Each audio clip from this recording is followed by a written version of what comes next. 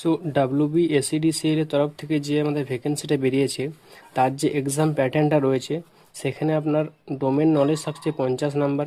Domain knowledge হচ্ছে আপনার এই ইলেকট্রিক্যাল ফিল্ডে বা আপনি যে পোস্টের জন্য অ্যাপ্লিকেশন করেছেন সেই ফিল্ডে আপনার ঠিক কতখানি নলেজ রয়েছে সে সম্বন্ধে আপনার কিছু কোশ্চেন থাকবে 50 নাম্বারের, এবং ইংলিশ থাকছে 5 নাম্বারের।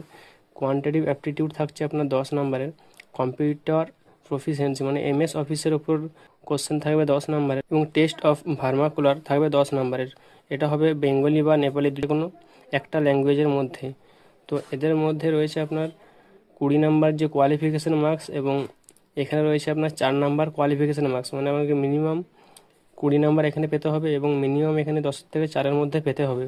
এবং এখানে টোটাল মার্কস যেটা রয়েছে সেটা হচ্ছে 85 মার্কস, এবং এই 85টা কোশ্চেন করার জন্য আপনার সময় থাকবে হচ্ছে 90 মিনিট। সেরকমই ইনফরমেশন পাওয়ার জন্য এই চ্যানেলটি অবশ্যই সাবস্ক্রাইব করবেন এবং বেল আইকনটি অলে সেট করে রাখবেন, যাতে আমাদের দ্বারা সমস্ত ভিডিও আপনার কাছে সবার আগে পৌঁছে যায়। ধন্যবাদ।